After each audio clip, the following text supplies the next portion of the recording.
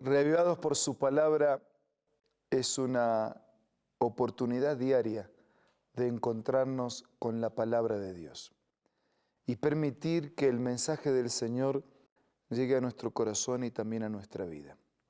Mañana tras mañana, capítulo tras capítulo, nos hemos propuesto reflexionar juntos en toda la Sagrada Escritura. Hoy nos concentramos en el capítulo 30 de Segundo de Crónicas. Antes pidamos la bendición de Dios. Padre nuestro que estás en los cielos, pedimos que nos bendigas al meditar en tu palabra. Lo hacemos con necesidad y gratitud, en el nombre de Jesús. Amén. Segunda de Crónicas, capítulo 30. Ezequías celebra la Pascua. Dice que Ezequías envió mensajeros por todo Israel y Judá, escribió cartas a Efraín y a Manasés para invitarlos a la casa de Jehová en Jerusalén a fin de celebrar la Pascua. ¿Qué era la Pascua? Era una fiesta muy especial. Era una fiesta muy cercana a los sentimientos y a la vida de todos, porque era la manera de celebrar, de recordar que un día habían sido esclavos en Egipto, que Dios poderosamente los liberó de la mano de Faraón y que les prometió acompañarlos hacia el futuro hasta alcanzar una tierra nueva y una tierra prometida. La Pascua era eso, era celebrar la liberación de la esclavitud en la esperanza de una liberación definitiva. Dice el versículo 3 que no habían podido celebrar porque no había suficientes sacerdotes santificados, ni el pueblo se había reunido en Jerusalén. Esto agradó al rey y a toda la multitud, y determinaron hacer pregón por todo Israel, o se hicieron propaganda, anuncios, invitando a las personas para que vengan a celebrar en Jerusalén la Pascua de Jehová, porque desde hace mucho tiempo no se había celebrado la Pascua de la manera en que Dios lo había prescrito. Salieron los mensajeros con las cartas de parte del rey y de sus príncipes por todo Israel y Judá con un mensaje: hijos de Israel, volveos a Dios, el Dios de Abraham, de Isaac, de Israel, y Él se volverá al resto que ha quedado de mano de los reyes de Asiria. No seáis como vuestros padres que se rebelaron, dice el versículo 7, contra Dios. Ahora no seáis tercos. Mejor, dice el versículo 8, someteos a Dios y venid a su santuario, el cual está santificado para siempre, y servid a Jehová. Dice, no sean tercos, no sean rebeldes, no estén lejos, vengan, adoren, celebren, sirvan. Versículo 9. Porque si os volvéis a Jehová, vuestros hermanos y vuestros hijos hallarán misericordia delante de los que los tienen cautivos, y volverán a esta tierra, porque Jehová vuestro Dios es clemente y misericordioso. Dice, ustedes están cautivos, y la Pascua es para recordar que un día fuimos cautivos, pero que fuimos liberados, pero es también para asegurar que el Señor continúa obrando la liberación en nuestras vidas. Así que vuelvan a Dios y Él los va a librar de la cautividad actual. Dice versículo 10, pasaron los mensajeros de ciudad en ciudad, con todo algunos se humillaron y vinieron a Jerusalén. En Judá también estuvo la mano de Dios que les dio un solo corazón para cumplir el mensaje del rey y de los príncipes. Dice versículo 13, se reunió en Jerusalén mucha gente para celebrar la fiesta solemne de los panes sin levadura en el mes segundo. Fue una gran reunión. Y quitaron los altares del incienso y los echaron al torrente de Cedrón. Entonces, dice versículo 15, sacrificaron la Pascua a los 14 días del mes segundo Y los sacerdotes y los levitas, llenos de vergüenza, se santificaron y trajeron los sacrificios a la casa de Dios. Durante tanto tiempo no lo habían hecho. ¿Cómo olvidarse de una liberación tan grande? ¿Cómo dejar a un lado la misericordia de Dios que los había liberado, que estaba pronto para continuar liberándolos definitivamente hasta alcanzar la meta que el mismo cielo había proyectado para ellos? Hicieron los sacrificios, se presentaron delante de Dios. Dice que los sacerdotes esparcían la sangre que recibían de mano de los levitas. Los sacrificios incluían la muerte de inocentes animales. Y uno podría decir, ¿por qué una matanza así, no? ¿Qué culpa tenía? No, no tenían culpa, por supuesto, no tenían culpa.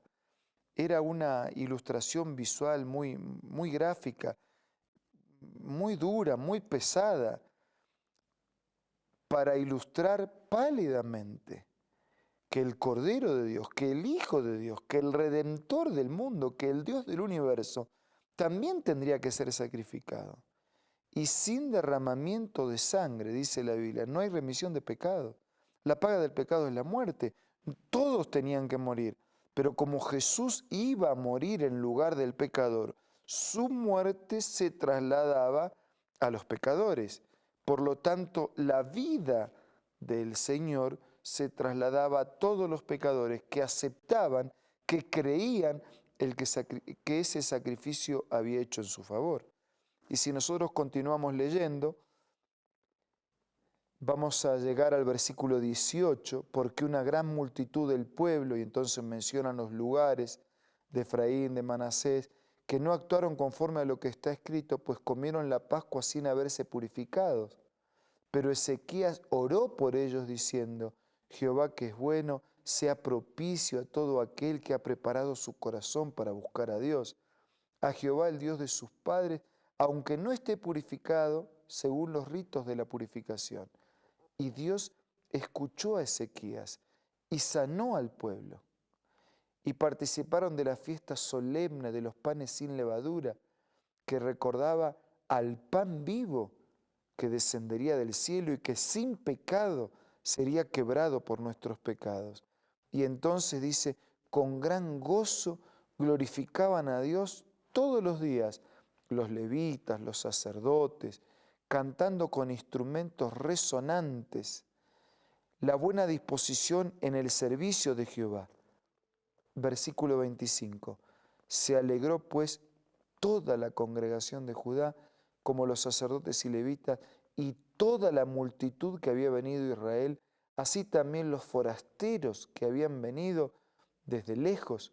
Hubo un gran regocijo en Jerusalén, porque desde los días de Salomón, hijo de David, rey de Israel, no había habido cosa semejante en Jerusalén. Después los sacerdotes puestos en pie bendijeron al pueblo, se escuchó su voz y la oración llegó hasta el cielo. Cuando uno recupera la Pascua, hay fiesta. Hay fiesta porque recordamos el pasado, cuando Dios nos saca de la esclavitud del pecado, o sea, de Egipto, pero también recordamos el presente, cuando Dios quiere librarnos de la culpa del pecado, pero también miramos hacia el futuro, cuando Dios nos va a liberar definitivamente del pecado. La salvación en la Biblia tiene 3 tiempos. Tiene un tiempo pasado, un tiempo presente y un tiempo futuro. Cuando Jesús murió por nosotros en la cruz, Él nos salvó de la condenación del pecado. El pecado nos condenaba a morir, pero la muerte de Cristo en mi lugar nos predestina a la vida. Hoy, cuando confesamos nuestros pecados a Dios y Él nos perdona y el sacrificio de Cristo paga la deuda de mi pecado, el Señor me libra de la culpa del pecado y yo tengo paz. Y mañana, pronto, cuando Jesús regrese y el pecado sea extirpado para siempre, Él me va a librar de la presencia del pecado. No más pecado, no más maldad, no más muerte. La salvación en la Biblia tiene 3 tiempos. En el pasado Dios me libró del pecado pagando con su muerte la condenación del pecado. En el presente me libra de la culpa del pecado con los méritos de Jesús intercediendo a mi favor. Y en el futuro me va a librar definitivamente del pecado cuando nos libere de la presencia del mal y del pecado. Entonces, si esto es así, ¿por qué no refugiarse en Jesús en esta mañana? Un Jesús que limpia mi culpa del pasado, que limpia mi culpa del presente y que me abre una esperanza de eternidad. Refúgiese en Jesús en este momento, en su oración personal y privada.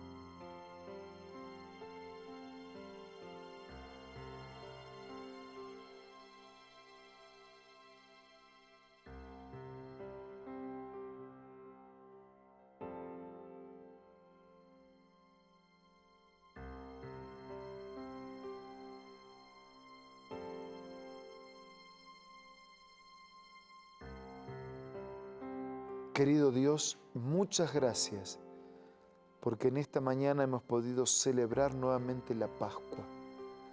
Nos refugiamos en Jesús. Sentimos tu gracia, tu perdón, tu salvación y la esperanza de eternidad. Ayúdanos a gozarnos en tus promesas y a fortalecernos en tus proyectos. Bendice a todos nuestros amigos. Te lo pido y te lo agradezco todo en el nombre de Jesús. Amén. Nos reencontramos mañana para seguir siendo reavivados por la palabra de Dios.